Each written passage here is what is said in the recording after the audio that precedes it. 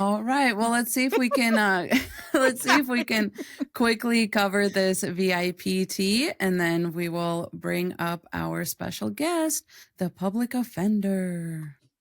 Hey ladies, so I guess I am seeking advice on how to deal with or overcome the anger and resentment I feel towards men. Right now, specifically towards my son's dad. We have a real long history of him just very much emotionally neglecting me and abandoning me. And he has now moved 2 hours away, and so I'm doing 90% of the parenting for our child while he's just, a couple hours away finishing up his schooling, and he's not working, nothing like that. And yet I'm the one living in the home that both of us own, and I'm managing everything. I'm managing our son, I'm managing the house, I'm managing the bills, I'm managing the pets, including his. I'm doing so much, and then he comes around and he minimizes and devalues everything that I'm doing. And he doesn't even seem to understand that I sometimes want a break from our son, that I could possibly want time for myself. And I don't know how to deal with this because I'm so angry. I'm so enraged inside. I'm so tired of the self-sacrificing, the minimizing my value or my input, or just what I've contributed, and just making myself small to keep the peace with him. It's so exhausting, and I just don't know what to do. So I guess any advice would be appreciated. Thank you. Oh God, I got 2 options to offer. Did you want to go first? I'm sorry. Nope. Sorry. I do not. No. If it were me, I would be looking for mental peace. Because if he's already not really doing shit, then he's useless in your life. So once you come to the conclusion that he's useless, 90% is basically 100 in my opinion when it comes to that. He moved away. I'm not trying to be funny. He moved away to run away from the responsibility. That was why he left. Regardless to why he told you a job, a career opportunity. No, if he actually wanted to be a part of his son's life, he would be.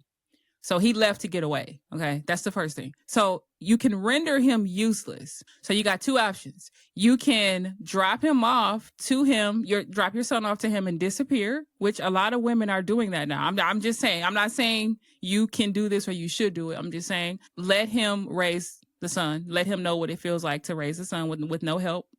Or you can just take your son and move away from him and cut off contact. That's what I would do. You got those 2 options, because the third option would be you constantly trying to get him to see The how worst hard of both it is. worlds, for real. Yeah, and he's not going. It sounds like he doesn't care because he moved away. So it sounds like he's not going to. So you're just going to stress yourself out. So, and I don't know if you would want to go to court and force 50-50 custody. I'm pretty sure since he moved away, he probably doesn't want it. So your only option would be, if he's not going to come around consistently, don't let him come around at all, because that's going to be troubling for your son. And maybe when your son is a certain age, he can go stay with his dad. But that's what I personally would do, one of those 2 things. And this is kind of why the advice we give to women who want to become mothers is always plan on being a single mother. Yep. Because that is what it is. And that, I'll be honest with y'all, like, that's kind of how I knew my husband was a real one, was because when we had the conversation about kids, he is like, I would never do that for a man. I would never do that. I would only want you to do that, like, if you fully wanted to do it. Do you know what I mean? Like, because he's like, I would not do that to my body. I would not do that, to my life, and that is just like, that's a really big deal. And most of it is going to fall on you, like the pregnancy, the breastfeeding, the everything else. Like, if we were going to have that kind of setup where he works and like provides the health insurance and all that kind of stuff, like that would all fall on me. So you might as well be a single mom, like in your own mind, you know what I mean? And so I was like, That's very fair. Like, that is like, I really appreciate your level of insight into that, because that's kind of like the last thing I need to, you know, if I was ever undecided, like I always leaned more on the side of like, I'm not going to have kids. Yeah, that fucking did it for me. You know what I mean? And he wasn't saying like, oh, I'm going to be an absent father or like anything like that. But it's just like, you're going to be left alone most of the time with the child, because like if one of us is going to have to work, like, I'm sorry, like we don't come from money. So one of us is going to have to work. We don't have the option of like having a full-time, you know, family setup and, you know, whatever. Or like if you did that, like there would still be that sense of like you're working a lot and you don't get to spend time with your kid, like whatever. So, you know what I mean? It's just one of those things that's a reality of life. Your husband, even if he's an amazing provider, I say this every fucking episode, he can get hit by a bus tomorrow. He can walk outside. He could be crossing the road to like go run and grab you some milk from the store, and he could get hit by a bus, and like his life insurance policy is probably not very high. Most men don't even think to check into that, by the way. You should check into that, because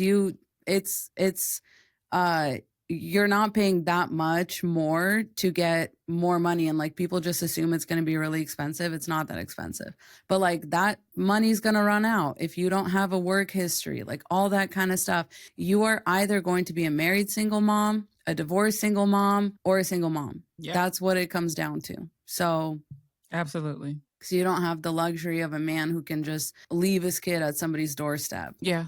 A lot of women are doing that though. Yeah. And I love that for them, but it's hard. It's hard when you birthed the child. Like that's your baby, like mama's baby, daddy's baby.